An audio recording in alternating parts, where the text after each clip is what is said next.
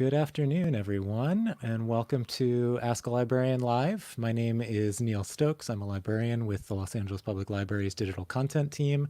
Ask a Librarian Live is a weekly stream where we talk to librarians from around our system. We have special guests. We talk about the library's services, our digital offerings, our now beginnings of in-person services with the new Library to Go service. And today we are going to talk to some folks who are involved with our really cool Your Author, formerly known as Summer Author program, where we bring in authors for conversations. And we've been doing this program every week, streaming on our YouTube and Facebook channels for a couple of months now. And before we get into that, I just thought I would put in a plug for let me bring up my screen and I'll show you our website. Because we are now, as I mentioned, offering curbside or in-person pickup for library materials. It's called Library to Go. So if you want to find out more information about it, please go to our website. It's lapl.org. Click on Library to Go, and we've got a page here that will answer all your questions about this. Basically, the process is that you'll place a hold as you usually would. It's just going to give you an option of 18 pickup locations. That's libraries spread around Los Angeles, and it includes Central Library, but they're all listed here. You'll place a hold, and then once your hold comes in, you're going to make an appointment. You're going to call one of those hubs, make an appointment, and then pick up your materials. So very cool. We've gotten some great feedback. People are loving that they can finally check out books again. And then let's get on to our program today. I'm going to bring in, let's bring in Diane and Shirley. Hi, guys. Hi, Neil. Hello, everybody. How are you guys doing? We're doing great. Yeah, it's Friday. Wonder if you guys maybe could introduce yourselves. I think, well, Diane, you've been on here before, but tell folks who you are and what you usually do for the library. Yeah. So I'm Diane Olivo-Posner, and I am the Principal Librarian, Associate Director for the Exploration and Creativity Department, which is under the Engagement and Learning Division. So our department takes care of all of the reading challenges. So the Summer Reading Challenge, which I know everyone has registered for. And even by watching this right now, you're getting a badge. And we also handle all the STEM, STEAM, and neighborhood science programs. And we also handle all the cultural programming, which is under the umbrella of LA Made. And the Your Author series is part of the Reading Challenge program. When we first started it, it was definitely under summer reading. But I'll let Shirley introduce herself next. Hi, hey, Shirley. I'm Shirley. I work for the Los Angeles Public Library's Library Foundation. I'm a program manager there, and one of the initiatives that I handle is this author series that we'll be talking about today. But a little bit about the foundation and what we do. We work in partnership with folks like Diane over at the LA Public Library and help them develop and manage and build programs.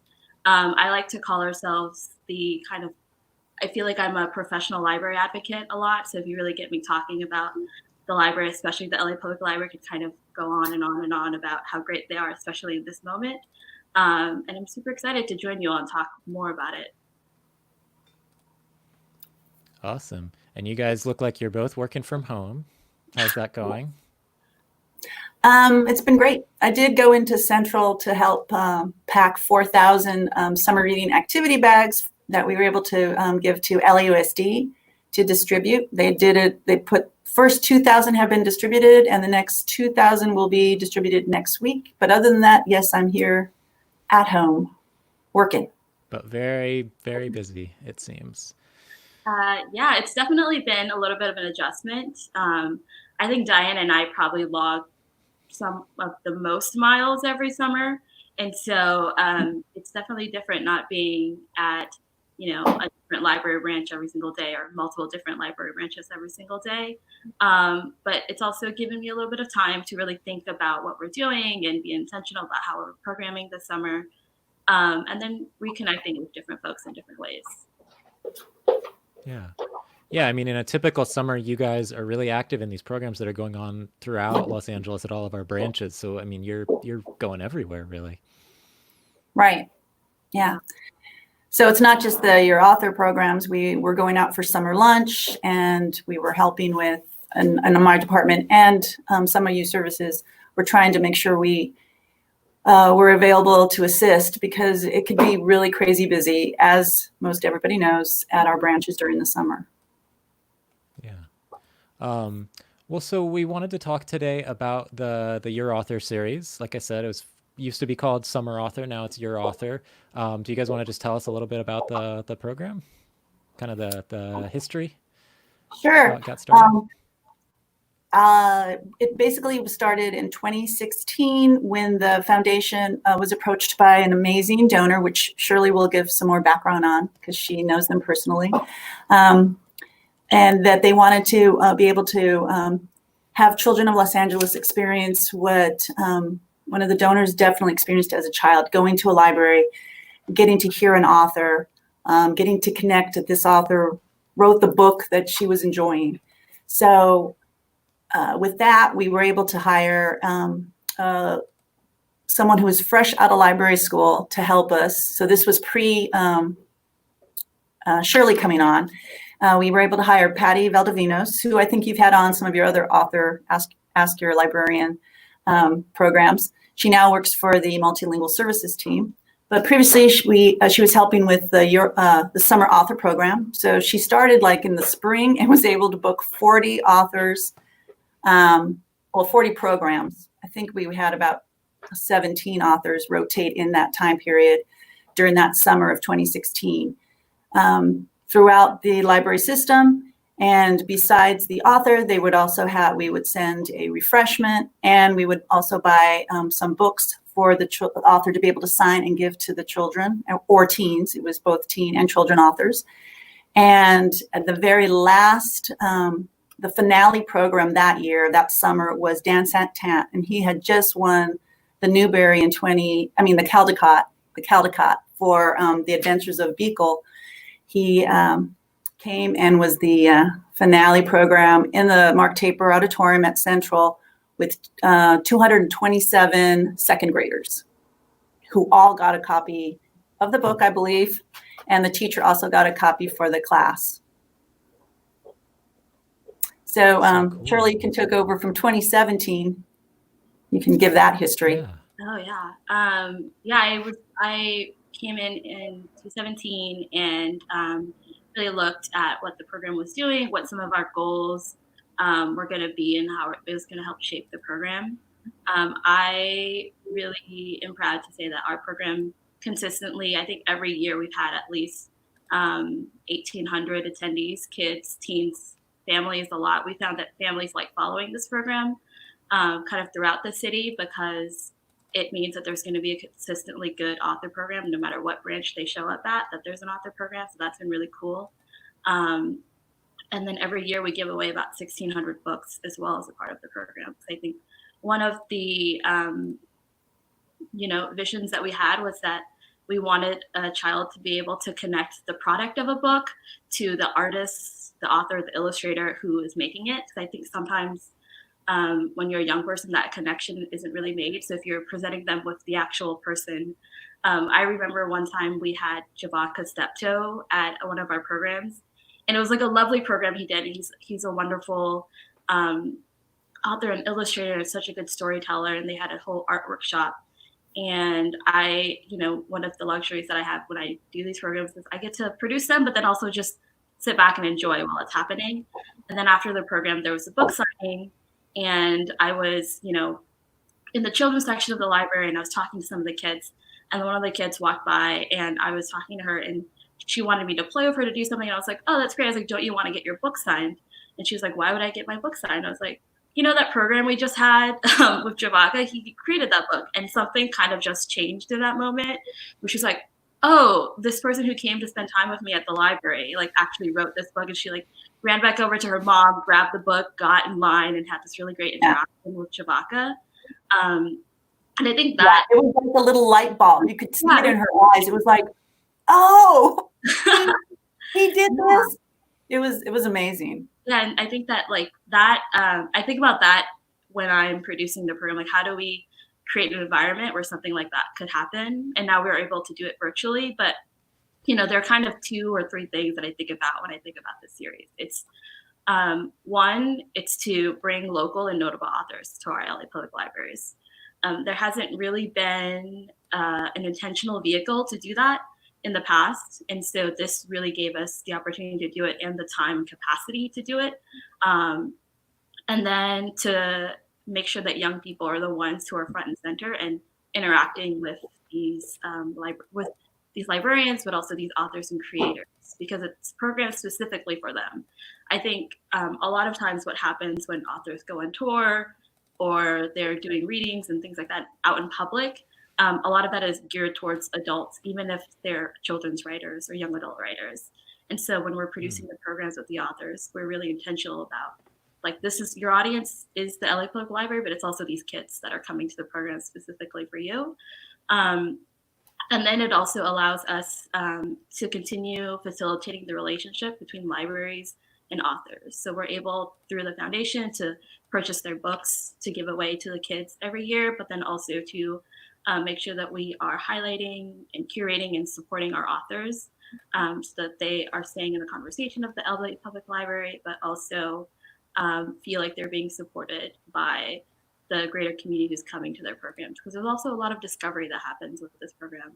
I mean, even for me, like I'm always reading new authors. I'm always trying to interact with different people or talking to authors and talking about what inspires them, who's inspiring them currently.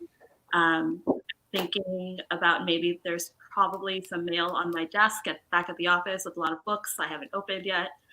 And so it's been really cool to see that and to see how it's grown in the past 3 years. And as you mentioned, we changed the name, I think 2 years ago now, because the series had grown so much throughout the years. And we wanted this program to be a vehicle for authors to continue visiting the library outside of the confinement of the summer series. So it still predominantly happens in the summer, but we wanted to have a program in place that would allow us to welcome authors year round and to program year round for the LA Public Library. And so that's been it's been a good change because it does allow us to have, especially authors who have books coming out in the fall or in the spring or in the winter. It gives us time and an opportunity to bring them into the library. Right. We expanded first from summer, then we had the big chunk of authors being able to come in the winter. And then, Shirley and I are approached constantly by authors once they find out we have this amazing program and they have a book coming out. And, and youth services also gets approached. And when we can make it happen, we make it happen. And sometimes it's like new authors, too, that we've started in the program, and then they become famous award winners.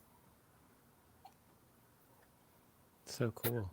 Yeah, I mean, I guess what's interesting now is that we've got this period where typically you'd have this kind of all this activity at the library in the summer. You've got the summer reading program, summer lunch, and all of that is really tied to the school year being out. And now that we've got this kind of, bizarre situation where people aren't necessarily going back to school. I mean, everything's changed. And so it almost makes more sense to have this kind of shift to year round, or this kind of, I know we've extended the summer reading program dates to kind of give people something to do during August. But yeah, obviously things have changed a lot. I know, sorry, I didn't mean to cut you off, Shirley, if you had more to say, but I think we were going to bring in Amanda. Is that right? Looking at hey, Amanda. Hi, Amanda.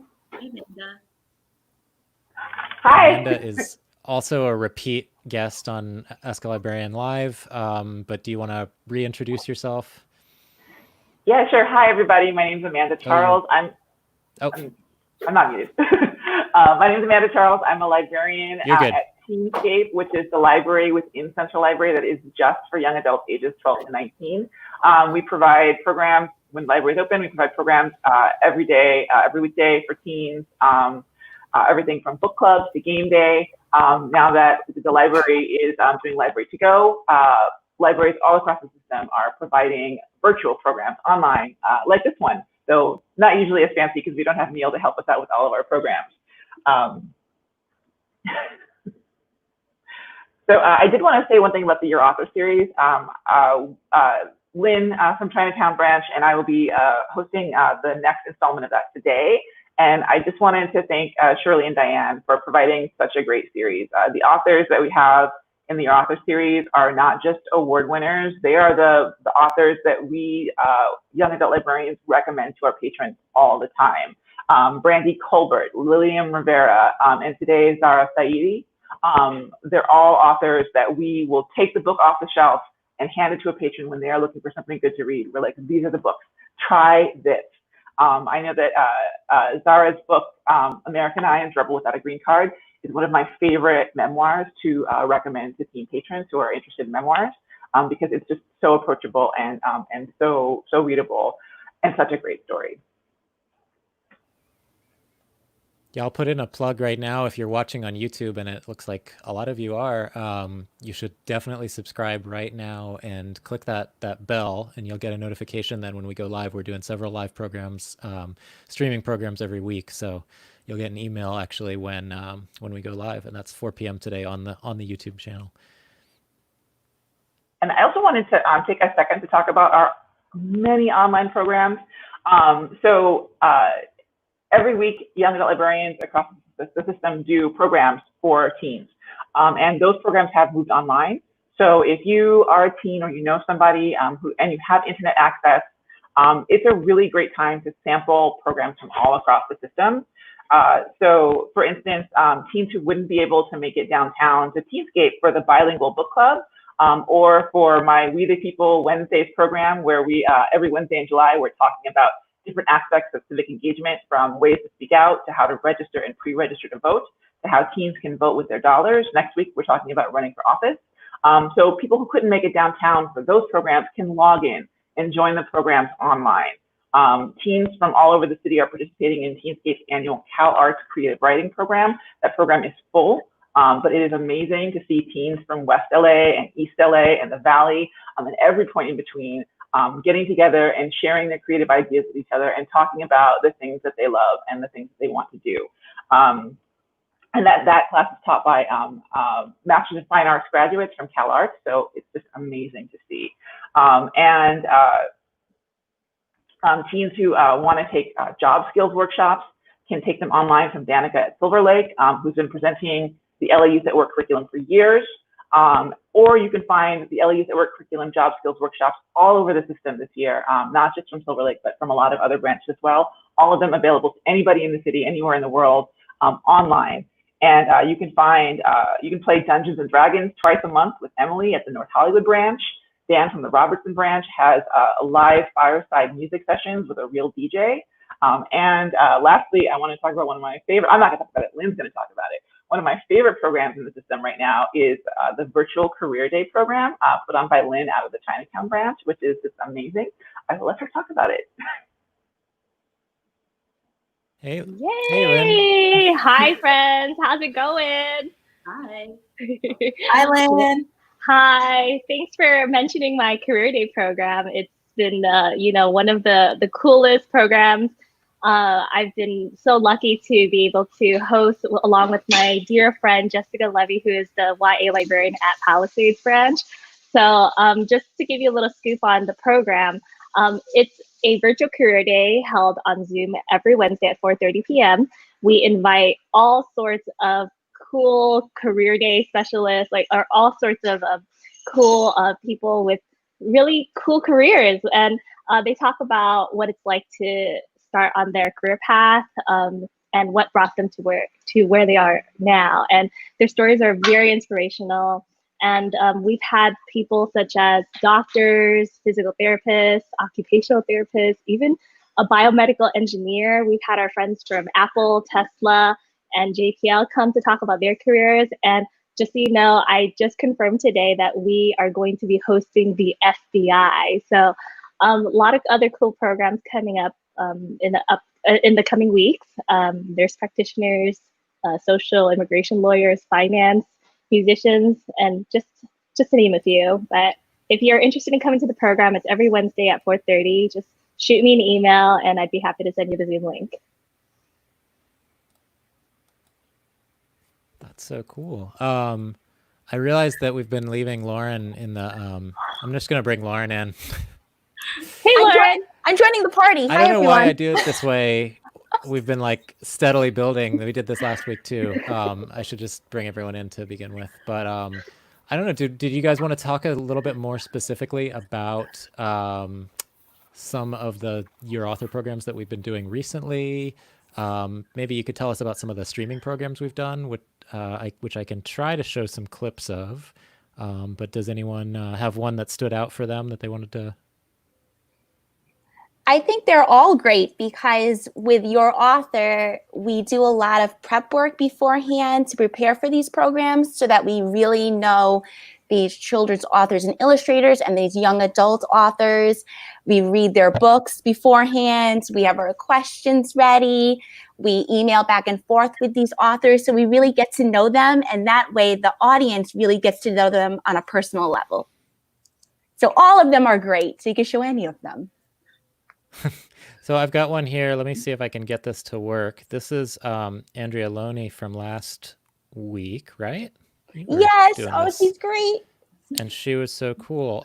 This is her reading from her book, Double Bass Blues. And let's see. Easier to read that way. Oh. And this is the Caldecott Honor. It's a sticker. Look at that. It's shiny. There is no chocolate in it, but it's a shiny sticker. And that goes to the illustrator of this book, whose name is Rudy Gutierrez. He did all the illustrations in this book.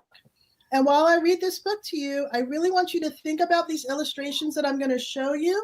And I want you to think about the fact that the book itself is only 83 words long, okay? Not a lot of words, and some of those words are repeated. But Rudy took the words that I had and the directions I gave for how I wanted the words to look with the images and put them all together, and it's amazing. And if you look at the whole book, look at that, all the way from one end to the other. Okay, so let me start off by showing you the inside of the book. Okay, so inside of this book is a school orchestra. And maybe somebody here who is listening or watching has been in a school orchestra, and maybe you see your instrument that you played. I played sometimes the piano, and my nieces and nephew, they played some of these other instruments over here. But if you see your instrument, let me know in the chat so that we make sure that everybody's instrument is covered. Also, when an author writes a book, we make a dedication. And I dedicated this book to my sister's kids, my nieces and my nephew, Zakaria, Eden, Lily, Daphne, Hannah, and Gabriella. That's who I dedicated the book to. And Rudy Gutierrez, who did all these illustrations, he dedicated this to each child who walks the path of creativity and finds that it leads to the truth of who you are. Mm-hmm. I say to you, right on, be brave. Mm-hmm. So we love the fact that Rudy's done that. Okay, so here we go with Double Bass Blues by Rudy Gutierrez. Zip. He's opening it up over here.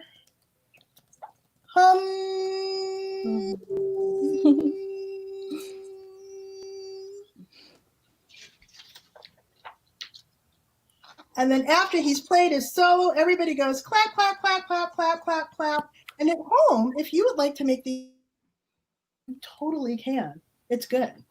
All right. Everybody's clap, clap, clap, clap, clap, clap, clapping. And then his friend says, epic solo, Nick. And they do high fives and high fives and high fives.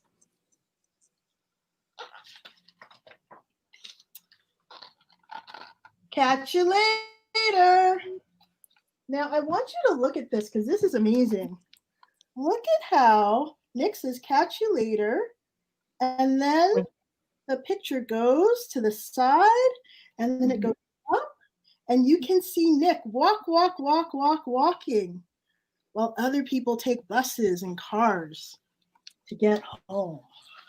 I love how Rudy did that. And then he goes, oof. Arr. Oh no, and his instruments getting pulled away by a dog, and it kind of, the paper spilled over. Did we?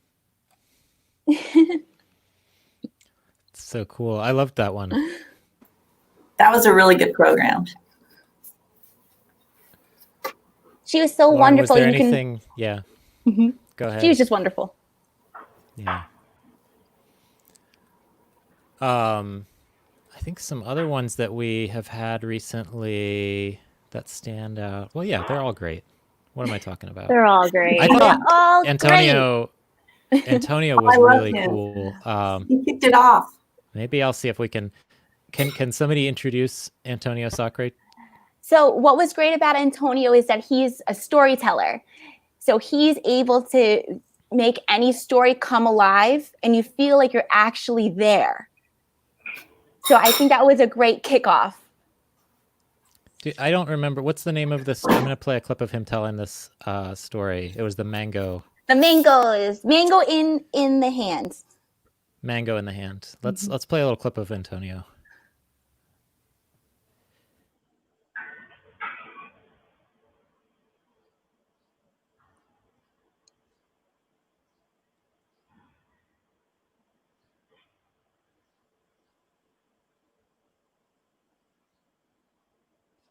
He has to walk. He stretched. And his dad came in and said, Feliz cumpleaños, Francisco. Happy birthday.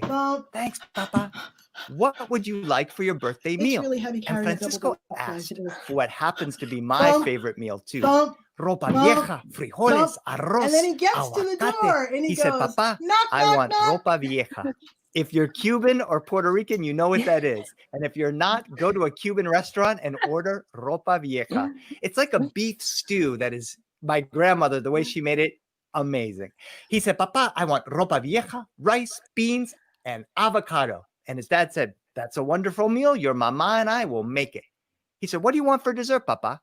Papa said, Francisco, what do you want for dessert? Francisco said, Papa, I would like you to go to the mango tree and pick me a mango fresh from the tree. I love how ripe and juicy they can be. And his papa said, no. Oh, por favor, Papa. Please, Papa. Ay, Francisco, using your manners, and no. Why not, Papa? Papa said, Francisco, you are old enough and strong enough and smart enough to pick the mango all by yourself. All by myself? All by yourself. Do you remember where the mango is? Oh, sure, Papa. It's not too far. I walk out of our house. I pass my uncle's house. I love my uncle, Papa. Your uncle loves you too, Francisco.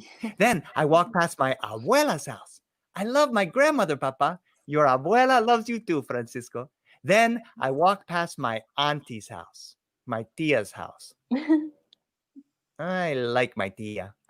You don't love your tia, Francisco? Well, I love her, Papa. It's just that sometimes she's really nice. And sometimes she's mean. Sometimes she says, hola, Francisco, querido. And sometimes she says, Francisco, I never know which one I'm going to get. Ah, Francisco, she's like that sometimes. Just visit her. It'll be fine. Okay, Papa. So Francisco had breakfast, got dressed, went out of his house, past his uncle's house. Hey, uncle, I'm going to pick a mango all by myself. And I hear it's your birthday. It is. Happy birthday, Francisco. He passed his grandmother's house. His grandmother was sitting on a rocking chair. She was rocking back and forth and back and forth. And she had an abanico, a fan. She was going swish, swish, ah, swish, swish, ah. He spoke to her in Spanish because she didn't understand much English. Abuela, es mi cumpleaños. Oh, feliz cumpleaños. Voy a agarrar un mango, abuela. Muy bien, mijito. When he passed his auntie's house, do you think she was in a good mood or a bad mood? She was in a bad mood. She had her broom. She was sweeping the top step. Sweep, sweep, sweep. Con una cara de muy pocas amigas, which is a Spanish saying she had a face that looked like it had very few friends in the world. He said, hola, tia, it's my birthday. And she said, me. I'm going to pick a mango all by myself. Me. Bye, Tia. Me. He got to the mango tree and he started to climb. And as he climbed it, he saw a branch full of beautiful mangoes. He was just about to pick one when he heard bzzz. It was a bee. He wasn't scared of one bee, but then he heard bzzz, bzzz, bzzz, bzzz. Soon, everywhere he looked, there was a bee. He was scared. He left the mangoes and the bees. That was great. I really liked his. Like him. Yeah. What did I you love how guys he's so learn about animated. Antonio Sacre? Yeah. And then what happened after that is that parents were asking me, oh, I need to place these books on hold with library card, right? So what's great about the Your Author series is that we're connecting our children and our teens and even our adults with these authors they may know, they may not know, they may know, but are discovering other books they didn't realize that they've written or illustrated. And it really helps where they can get ebooks, e-audiobooks, or the library to go and place these great works on hold and to enjoy them at home. I mean, I think kind of how you guys were talking about this earlier, but there's such a cool thing when almost like kids, I mean, obviously at a certain age you understand this, but I feel like you kind of have to learn or be taught that like there's like a real person that wrote the book. Yeah. And that's yes, like really cool to have that realization, like, oh, like this is, you know, and what a treat if it's somebody like Antonio, who's just so, such a pleasure to be around. And I don't know. Well, one of the cool things that's also happened is that that kids also realize, because we try to be very intentional about how we curate the program and what we're talking about when we're producing the programs with the authors, is that we also want our kids and our young people to feel like this is something tangible for them. It's kind of like, you know, you need to see it to be it type of thing. And like one of the, I think, one of, again, like the privileges that I have is to be able to kind of sit back during the program and just watch things happen. Obviously, sometimes there are fires to put out that I'm always available to do.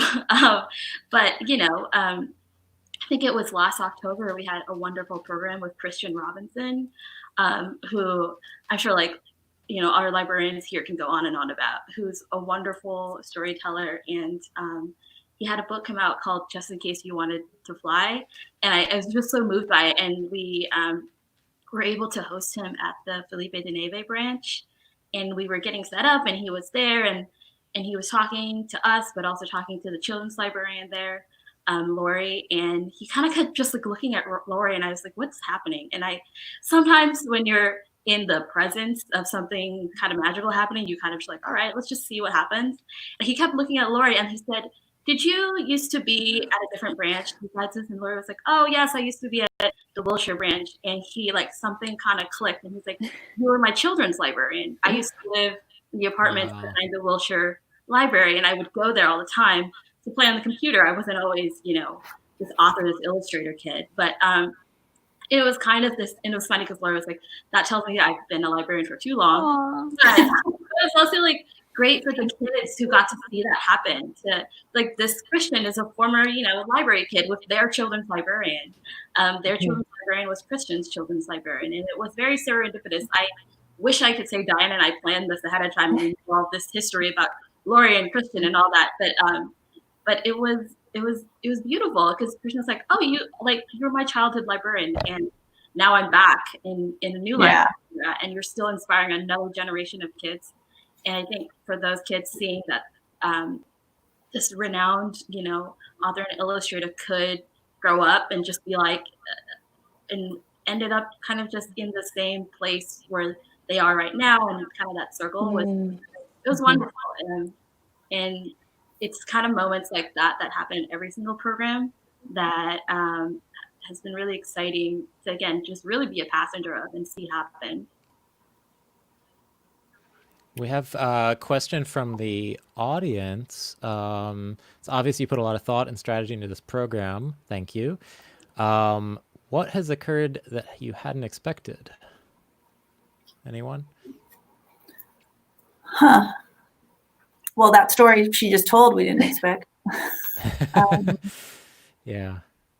I feel like a lot of times, after interviewing Brandy Colbert and Lillian Rivera, I love that they're just normal people like us too, and they're so personable, and you can talk to them about anything. And that's what I've taken away from Your Author Series program. It's kind of happened with a lot of things in this, work from home, new normal, whatever, where just, I don't know, seeing the inside of people's houses, and like, I've been helping a lot with the technical setup for these programs, and even just like emailing with somebody about, what kind of computer they have and how to set up this program, how to get it streaming on their computer, et cetera, is, and these are folks that I was an adult librarian, and now I work on like the website and digital content. So I don't necessarily have as much interaction with even these books or materials for children and YA authors. For me, it's been really fun to learn about these authors, and also learn about like what inspires them, and what, I think one of my favorite parts of the programs is hearing what their recommendations are. I know everyone loves that and is scribbling. But again, that's not something that I am typically in my normal capacity interacting with a lot. So it's kind of cool to be exposed to just as a librarian even. Also a question, what do we get suggestions from families for possible authors? Ooh, well, it depends on the age range, but Your Author, authors on the Your Author series are great recommendations, actually, because they have the authors that we have a canon of a lot of great books, of illustrated books and just chapter books as well. So that would be a good starting point. Also, the Studio City Library, where I'm a children's librarian, we have a children's podcast where we record and interview authors. So there would be a lot of great recommendations on there as well. What I like about it too is that you can read the book together and then listen to the podcast interview afterwards, and just kind of really connect with that author and what they were thinking about as they were writing their material or illustrating their material. Lauren, I know that you had wanted to mention that podcast. Let me bring up the page for it. And Yay! Is this what you're talking about? Let me show. Yes, that's our children chatting with children's authors. So now, because we're doing everything virtually, they came up with that. Yeah. Now that we're doing everything virtually, we do it via Skype call, and everybody's in the Skype, and we're all just chatting. And I'm really, really proud of my children, my patrons at the library, because I never even have to check on what question they're going to ask, because they're just so well prepared, and it's really increased their confidence. Because for children, talking to an adult can be intimidating. And I can really tell it's boosted their confidence, because when we first started doing this, they would hide under the table sometimes. And these are 10 and 11-year-olds, and they would hide under the table, because I understand it's intimidating. And now they have their questions ready. They're all well prepared. I don't even have to check on them. So recently we had an interview with Jerry Craft, Newbery winning author Jerry Craft, which was fantastic. And then we just interviewed Erin and Trada Kelly this past week. These are all wonderful authors that I would recommend to read over the summer as well. Emma Steinkellner, such a talented cartoonist. I would just recommend all of their books. So cool. We had a comment mentioning the program with Joe Cepeda, where he did like a draw with me. And I think I have that queued up. Sorry about all it's a little complicated, but let me try and play that, a little bit of him doing that drawing instruction. And I saw, Lauren, you were drawing along with him. We'll see that. Let's see. Illustrator Joe Cepeda, please put them in the chat right now. Thank you. Okay. All right. I don't know if this is going to work, but I'm going to try it. Okay. Can you guys see that? Okay. All right. Let's start with a circle. Oh, of course, I picked a marker that has very little ink in it. Then we're going to draw a rectangle. Then we're got a little triangle down here. And then another triangle up there. Another triangle. Boy, I don't know if you can see that. And then I'm going to add a rectangle right here at about 4 o'clock. You know what I mean by that? Even though we all use digital watches now. And then I'm a big fan of pi. We're going to draw a pi shape there. A circle down in the corner. We're going to wedge a triangle there. I hope I'm not going too fast. A little circle inside and a little circle outside. And if you can count to 8, we're going to do 8 little lines. 1, 2, 3, 4, 5, 6, 7, 8. And up at night, sometimes you see a crescent moon that looks like that. We'll draw an upside down crescent moon there. We'll do a half a circle here, and we'll color that one in. We'll do a triangle up there in that rectangle, 3 little dots, a circle with a circle inside it, and we'll color that in. And then 8 little lines again up around here. And then finally, for the heck of it, I'm going to add 4 little squishy circles right there. And I think you've got a dog drawn with shapes. I hope you can see that. Let's see. There you go. Well, there you go. No.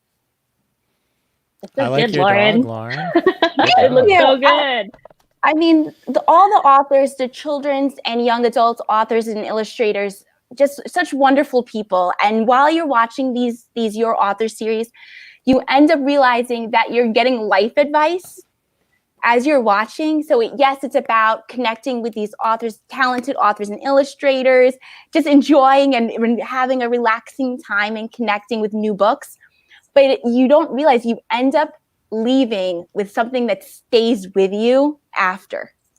Some piece of advice or just something that they say that stays with you long after the episode or the program. It was so cool. He gave a bit of a lecture, kind of, he had a slideshow. He was talking about his history as an artist, etc. But like, he kept coming back to things, and he was sharing his one of his books. And in that, he was talking about, he was giving like a little kind of art education class as he went along, because he was talking about how the illustrations were composed. He was talking about perspective. He was talking about the shapes, the incorporation of shapes, and how he used shapes almost thematically through the book. And it was so cool to see him then do this drawing lesson where he then brought in the shapes. Maybe it's a little bit corny, but it's a little bit of a geometry, math kind of STEAM thing. He knows how to tie it together. He's a clever guy. But yes, because he was also an engineer. Get rid of this. Right, that's right. Yeah. So his background was as an engineer. Really cool guy. Again, these have been such a cool program. Like, since I've been helping out a little bit with them, it's a great way to kind of finish your Friday, is learning from one of these authors.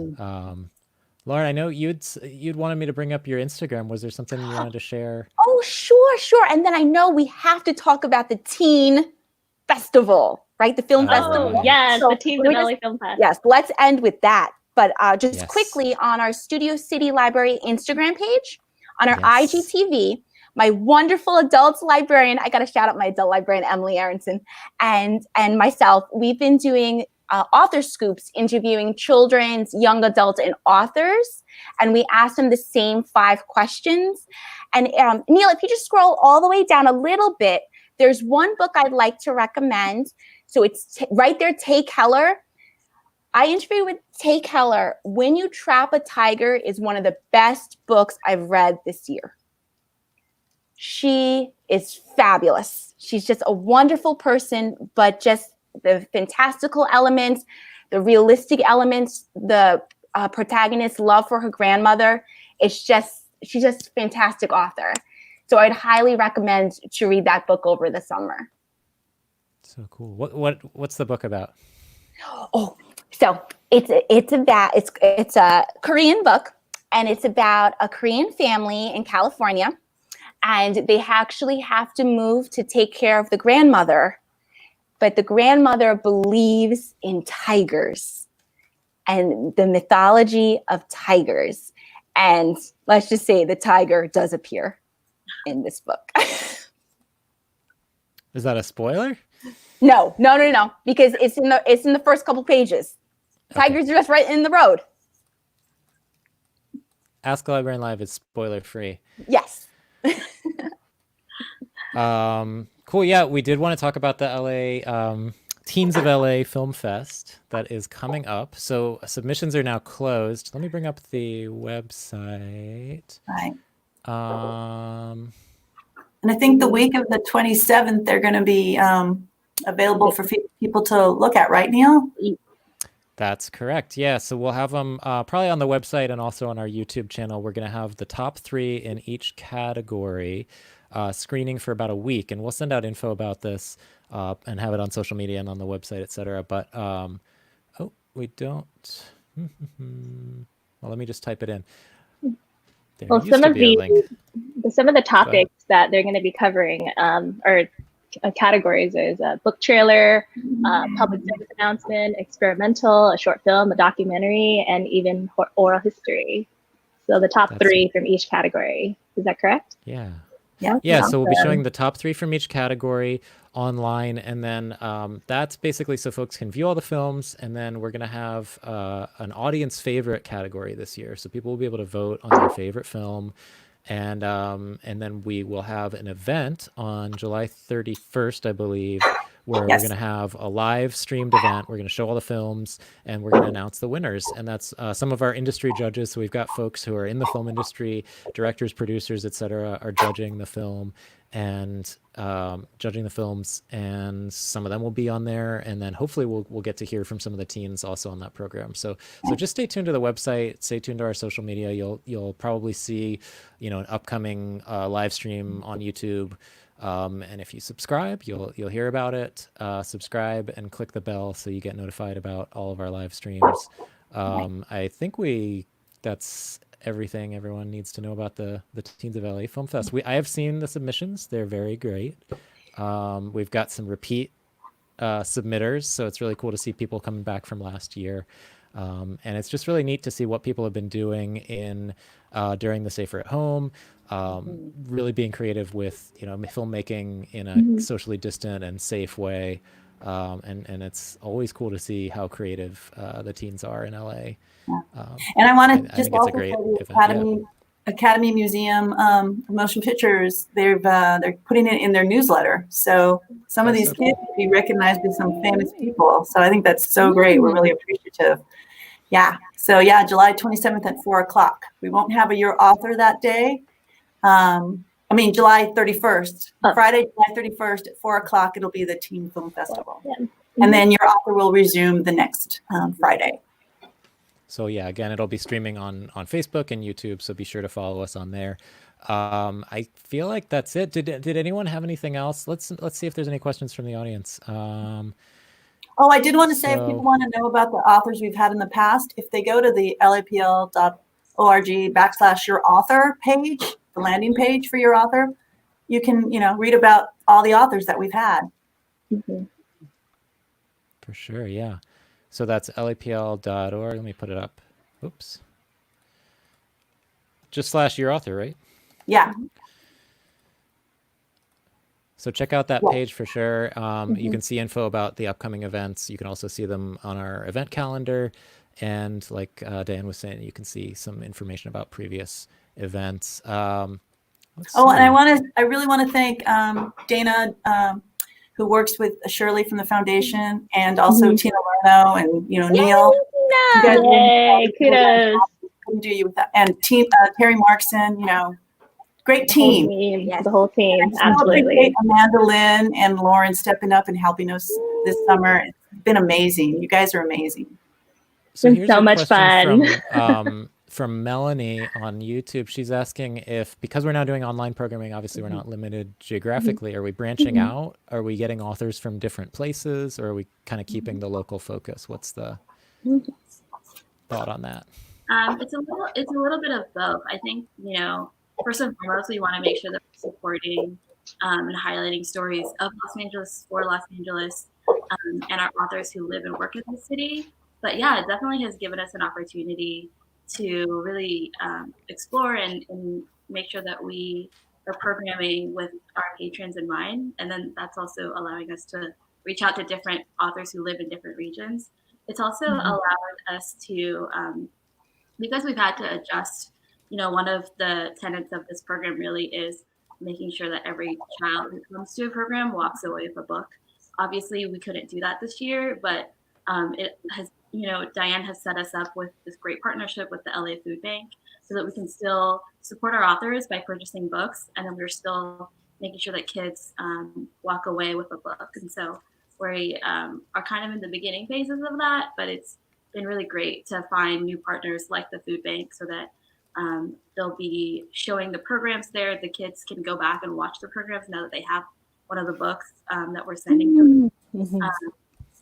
And that's been something we, didn't necessarily expect to do, but I knew it was a problem that we were trying to solve very early on. I think Diane and I had conversations about this even before we started a program. We were like, how are we going to handle the book giveaway part of this? And who can we partner with to make sure that young people are still getting books this year?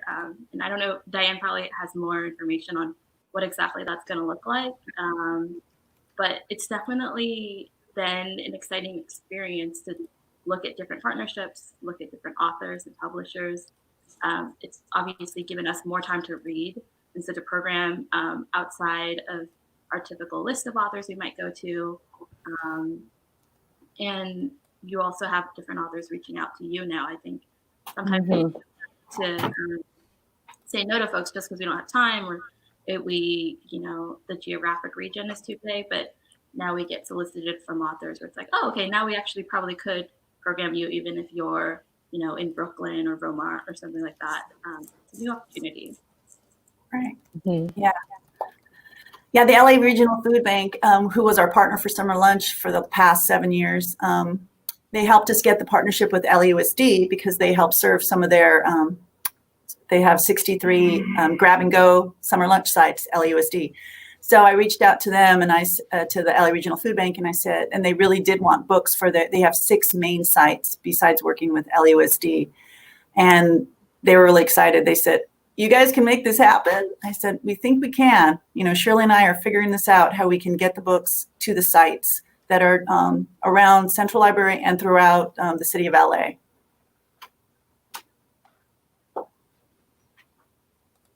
Just wanted to give another reminder of how to find some of these online events. And let me see.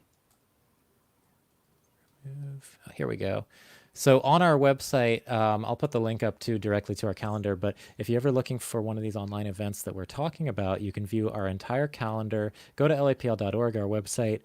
These are just upcoming, our kind of the most imminent events, and then click See All, and that's going to take you to our full calendar. And you can also search by program series. So the Your Author series is here, so you can select just Your Author under program series, see some of the upcoming programs. There are more coming after that.